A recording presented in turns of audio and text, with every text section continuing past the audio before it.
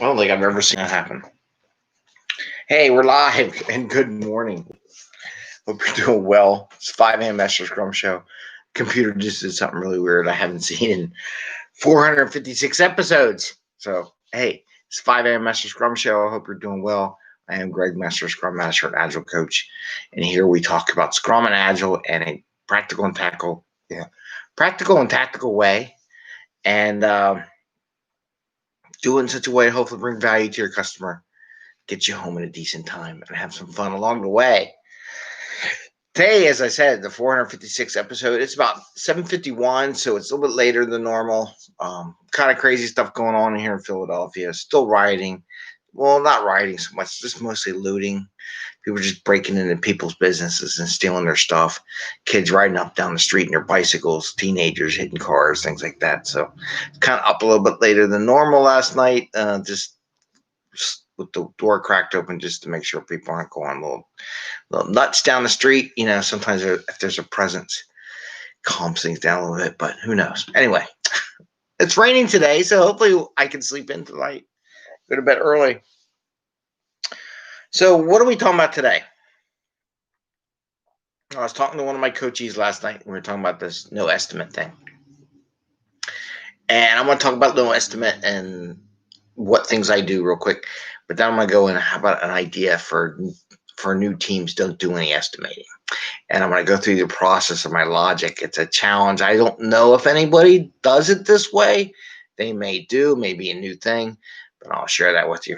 So when I do metrics and when I help with teams, and there's a thing about no point estimates, because how much value is estimates, and there's a whole thing on it. Okay, fine. Okay, there's a thing that's like, don't like any points, don't like velocity, don't like any of that. More power to you. You got your team developing. I wouldn't give a crap about any of that either, as long as they're developing code and building what they can. It's good. And I don't really care if they have points either, to be honest with you. A lot of places do, and they're going to want it, and they're going to go there. Just to be practical and honest with you. It's not a fairy tale world, and they do want it. But how do you do it in such a way that it's not impinging on a team, get some value out of it, and help your team grow, right? Part of the nice thing about it is you can just show visuals and show growth curves. What I do, because I'm going to tell you right now, if you point or don't point, you use counts or not counts, anybody can manipulate the system if they really want to. These are smart people. They're not stupid people. These developers are smart. And you may think they're not, but they are, and they can do a lot of things that they really want to.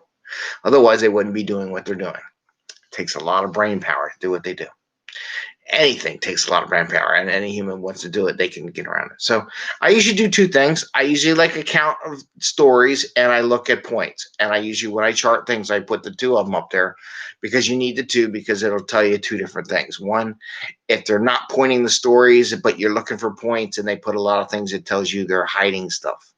Right? If you do a lot of counts, you can't tell sizes and complexity, how much work it is compared to what needs to be done, and that's where the points come from. So there's two little schools of thought on that, right? But what I want to offer to you, and then we're going to spend most of the time on this topic. Came up with a thought last night, watching a video, someone was asking me about it. Everybody always asks me, well, how do you set up a new team, Greg? Every time, safe, everything. Safe says use a rule of thumb of 8 hours is 1 point. Not a big fan of it. There's always a big push. Don't put hours and points. Okay, fine. How about this? For their first sprint, and maybe the second sprint, for the first sprint, don't point a thing. Don't estimate, don't size, nothing. Just go to the backlog for 2 weeks, whatever your time box is, and just do work. So everybody, how do you figure out velocity? How about we not figure out velocity and just do the work? So what I'm proposing is, you have a backlog. Theoretically, you have a backlog for the team to work on. The team just grabs stuff in the backlog, and they still have their task and who does testing and who does development work and all that. That's still the same, doesn't care, because all of that process doesn't care about estimating and pointing and all that. It doesn't care. You still got to do the same things. Same thing everywhere, whether it be waterfall or agile, by the way. So they grab the work for 2 weeks. You take the stories, the team works it, they develop it, they test it, develop it, test it, develop, test it for 2 weeks, and you get this whole list of stories. And then what I would do, so I did my little whiteboard. I think it's upside down. Can you tell? I don't know. So got a whiteboard. So let's say we got a couple things. Then I want you to size them in proportional to each other. I didn't say estimate, I said size. So let's say this pink one is really a big one that we did. We'll put that over here. Okay. Put that there. Maybe this orange one is like here, and maybe these two yellow ones, maybe this light yellow one's over here. So maybe there's like a couple here. Okay, so we size them relatively. So we took the stories. We don't look at time. You could, okay, but just look at complexity. Don't look at risk because it's your first sprint, so there is no risk, right? Because you have no idea. So you take your first sprint, you put stuff in, you look at complexity. You could look at time too. How many people did it take? How many calls? How many different systems? How many connections? Maybe this one had a lot of them in it, and then you lay this out. Then you could either do it with one sprint, so with 2 weeks, or you could do it with 2 sprints, and then maybe you get some more. Maybe you do another sprint. Just pick the stories off the backlog in a priority order that the product owner did. Maybe we did that one. Maybe we did another orange one. Right? Maybe we did another green one. I don't know. Maybe we did that. Maybe we did another yellow one. Over here towards me. It's kind of weird. It's opposite when you look at the screen. So maybe we did another yellow one. So we got 2 sprints worth of work. Okay. So 2 sprints worth of work. We relative side them. We got a good quantity. Okay. Now, and you'll know which sprint you do which one. So maybe like this was sprint 1. This is 2. This is 2. This is 1. This is 2. This is 1. This is 1. This is 2. And you know what sprint. These are sprints. It's not sizing. Then what I would say, okay, we got this. And I've said this before. How do I do points, Greg? Well, I asked the team. Do you want to use an average of 3 or do you want to use an average of 5? Your choice. Because then I go based on there. Let's just say for simplicity, because I don't care about any comparison, I say this is going to be our average because we did a lot of them and we like the number 3 on my team. So this is going to be 3 as the average. So therefore, this is a 2, this is a 1, and this is a 5. That's how you estimate. So now, what do we just do? We didn't take any estimates. We didn't take any size. We didn't try to overthink what's a 5 because I don't know what I want to do. You have 2 sprints worth of data, empirical data, past data. We size some things, right? Then here's a couple things you do. Want to give your reference for all the future sprints. Like when you get a story, they have some reference data to say, oh, yeah, that was like these. Yeah, it's a 3. Oh, no, it's a 5. Maybe it's an 8. Right? Maybe it's too big. And it gives you the data. So you just do 1 month, 2 sprints. You got a really good number for what it is. Not only that, let's say this is a 3. So this is a 3 point. This is a 3 point. So this goes 6 total. So this is a 5 point. This is a 2 point. So 1 point. Okay, so we got 1, 3, 6. Another 3. I'm making it too hard. 9, and I got like 14. So I got 14 points, and my sprint were done. And then I got 1. This is a 2. 1, 2. Okay, what am I saying?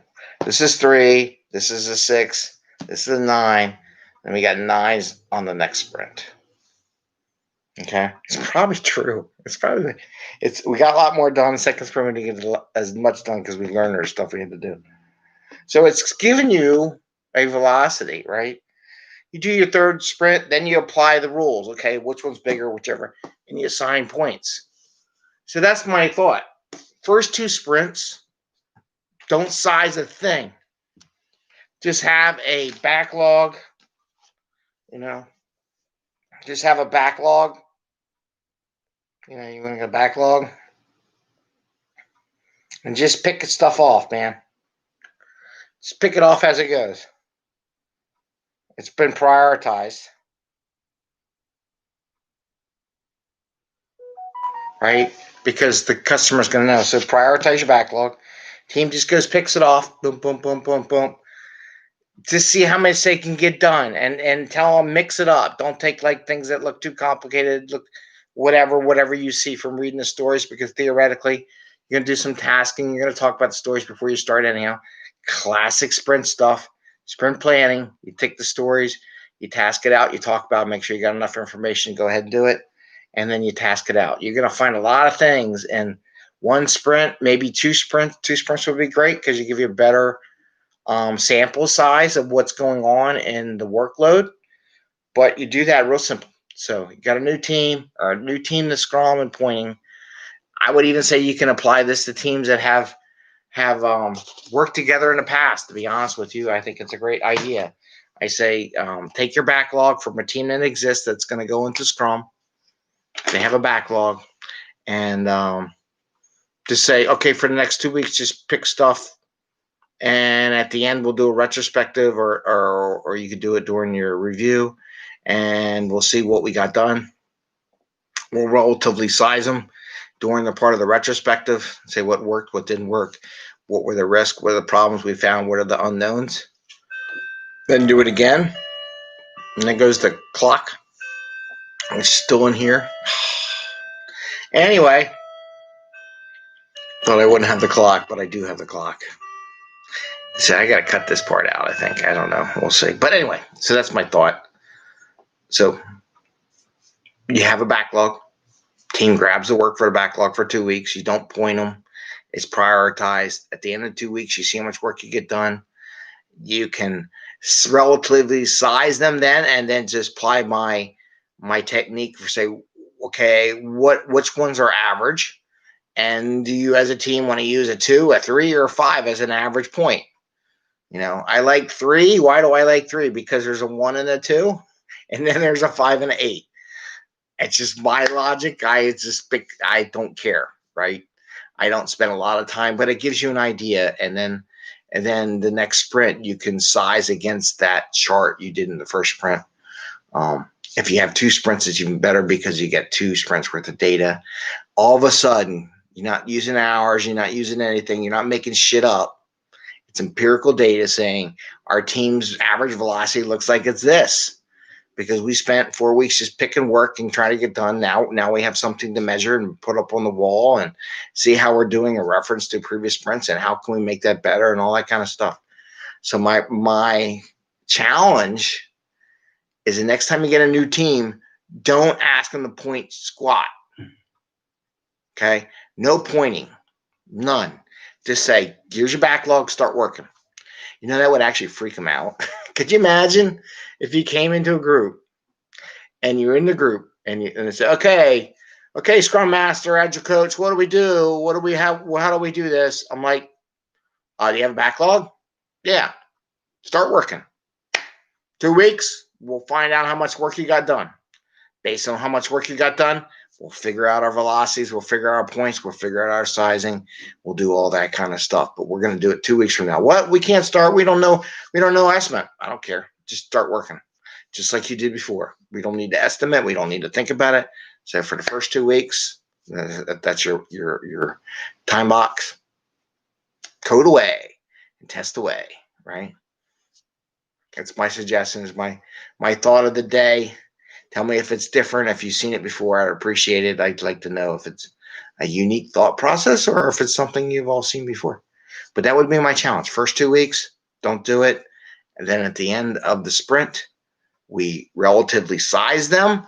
And then based on the relative sizing, we put point estimates. I like to use 3 as the average one. So whenever we have the most we do, I make that a 3, and then 1 and 2, and then 5, 6, 5, 8, 13, whatever. On for that. And then you have a base. You have a velocity, you have a sizing, you have an estimating process, and people kind of have an idea what they're doing. And you could stop the questions that never end. My proposal. Let me know. All right. Thanks, guys. Have a good day. Stay warm. Stay safe. Hope things go well in Philly. And ring the little bell if you want to see what we're posting. I did post a little blooper reel yesterday from our last Mentos thing. It was a 15-second thing. I put that on TikTok just for the heck of it. And then I put it on YouTube too. So, all right. Have fun. Have a good day. Happy scrumming. Take care. Bye.